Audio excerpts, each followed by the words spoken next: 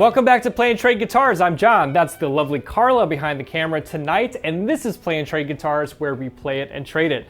Gibson is out with a new Les Paul Studio, a mainstay Les Paul since the 80s. They've revamped it. They've done a beautiful job. I'm going to tell you everything you need to know about the new Gibson Les Paul Studio. They're calling it the One. I'm going to put it on the bench and pull it apart. We'll get full specs before we plug it in and play it.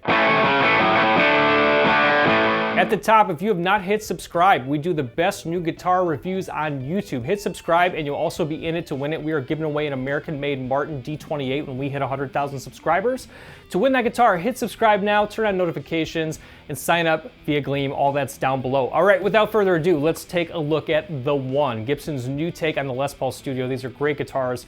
Let's see what they did this time. All right, check out that beautiful gloss cherry sunburst. It's also available in 4 finishes, including blueberry burst. You can see all the finishes and pricing using our link. If you're in the market for new gear, click to buy using our link. You'll find that pinned in the comments or down in the description. This Les Paul Studio has a full nitro gloss finish. This cherry sunburst is beautiful. These are made in the Nashville, USA plant. These are Gibson USA.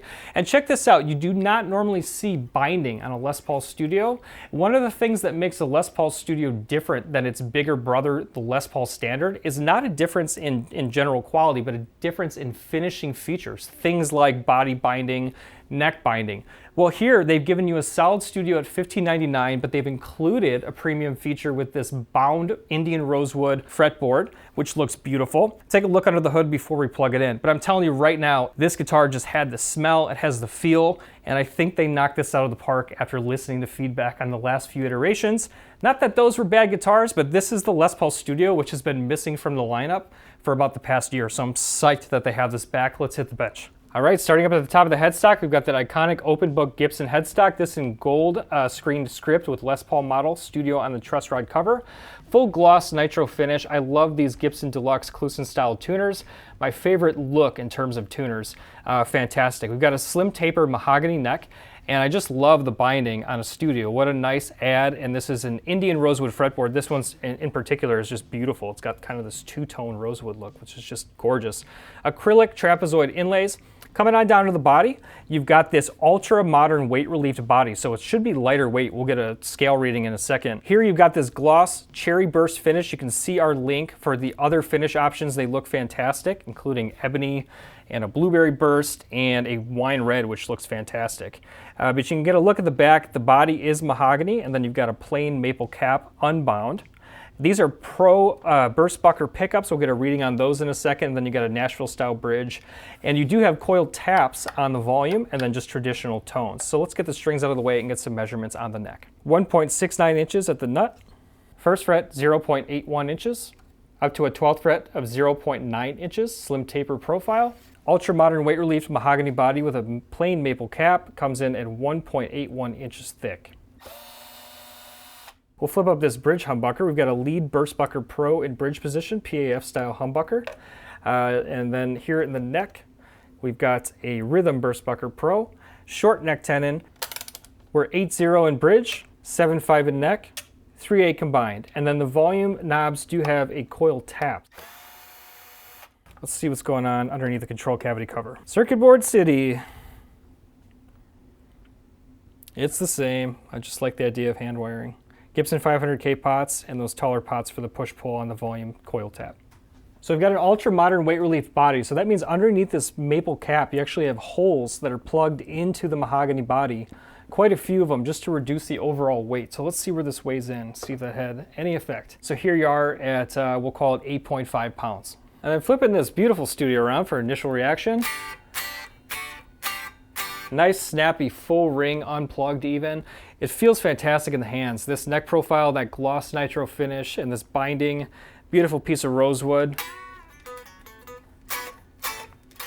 Beautiful playing experience. If you are in the market for this guitar or any other gear, click to buy new gear using our link. You'll get fast free shipping, easy payment plans, and I'll tell you what, it helps us make these demos. So thanks for doing that. You'll find it pinned in the comments or down in the description. This is my favorite part. We're gonna plug this Les Paul in. I'll give you clean tones, we'll dirty it up, and then I'll let it sing behind a track. See you on the other side for my reaction. Let's get plugged in and have some fun.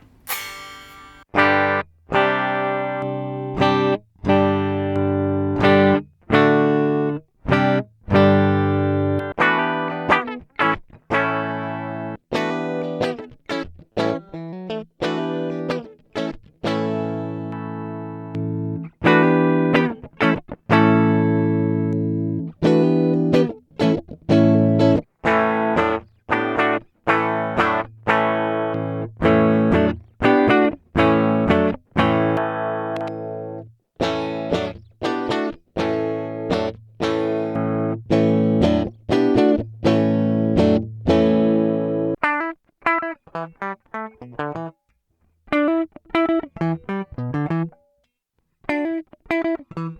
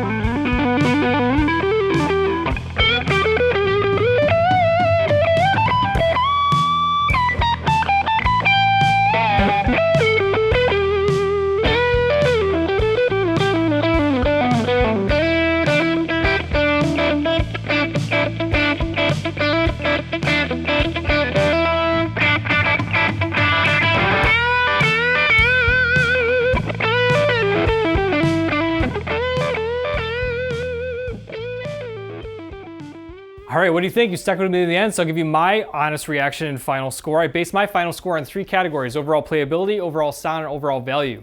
When it comes to playability, they really nailed this. The construction is flawless. The gloss finish feels fantastic. This slim taper profile, the neck itself feels fantastic. I love rosewood on a fretboard. The binding is just a nice luxurious touch on a Studio. I can really get behind that. And a good weight. I mean, at 8.5 pounds for a Les Paul, that's a pretty lightweight Les Paul. Very well balanced, feels great as I play it. From a playability standpoint, nothing got in the way. You got these, you got to kind of reach across the body to pull these coil taps. It's a little clumsy, but you get used to it. From an overall playability standpoint, I'm impressed. I'm gonna go ahead and give it a 9.0 on overall playability. It's a lot of what you'd expect when you want a no-nonsense solid Les Paul from Gibson USA. All right, let's talk sounds. I am really impressed by these Pro Buckers. These Pro Burst Buckers sound fantastic. They're PAF style, but they feel like they have a little bit of extra clarity and bite to them. I wouldn't be surprised if they're Alnico 5 magnets. They probably are. You can drop a comment if you know that. But the pickups sound fantastic. When it comes to sounds with the coil tap, keep in mind that a coil tap is not a coil split. I don't think it necessarily gives you what you would equate to single coil sounds. It gives you more of kind of an alternate, almost phasey sound on the traditional humbucker sound when you pull these coil taps. To me, they're not super useful, but they're there, and it gives you an extra palette of sounds if you want to use that, which is cool. Overall sounds, I cannot complain. If I had this guitar to play out with, to record with, I'd be absolutely pumped. Let's go ahead and give it a 9.3 on overall sound. And then overall value, at $15.99, Gibson did the right thing. I told you basically they got rid of the Les Paul Studio model in the lineup. For a while there, they had the Les Paul Modern Lite at like $1,500. That to me was their replacement to the Tribute, which sadly they discontinued at $12.99. And then they kind of went, I think, a little bit overreaching with their Les Paul Modern Studio, which was a great guitar, but it was $2,000 for a Studio. And I think what was missing was that kind of intermediate level, kind of middle of the line, $1,500, $1,600 guitar in the Studio lineup. They've come back with a vengeance, and they've done a really beautiful job. I'll tell you, I do wish it had a hard shell case, but it has that nice gig bag, which is actually really nice. It's a plush gig bag from Gibson, which is fantastic. Super comfortable gig bag. In terms of value, this is what the lineup was lacking. They came back and answered in full force. I love that they put the binding on here. The gloss finish is a knockout, a nice finish, color options. Remember to click our link if you're into any of this gear. If you're gonna buy gear, click to buy using our link. It really does help us. When it comes to overall value, I'm gonna go ahead and give this, I'm gonna applaud Gibson for putting this in the lineup. Go ahead and give them a 9.2 on overall value. It's gonna give us an above 9 score for this guitar. It brings us to an overall score of just under 9.2 for the new Gibson Les Paul Studio. So glad it's back in the lineup. They're calling this the one, and I can affirm, I can definitely back this guitar and say this is the one guitar. If you're gonna own one Les Paul at an affordable price that does everything on stage in the studio, this is a quintessential Les Paul. I love the studio lineup. I love that it's back in action. I'd love to hear from you. Drop a comment, tell me what you think of the one, the new Les Paul Studio. Will you buy it? Will you buy something else? I want to hear from you. And if you're going to buy gear, click to buy using our link. Subscribe now if you haven't, so you're in it to win it. We're giving away that Martin D28, an unbelievable guitar. See you on the next video from Plain Trade Guitars. Special thank you to Carla tonight for filming. Zach is down in Nashville wrapping up a project of original music. Be on the lookout for that soon and follow our Bandcamp. You'll see a lot of original music coming from us soon. I'm very excited about. Until next time, I'm John for Plain Trade Guitars. See you on the next video. Click to watch this one now.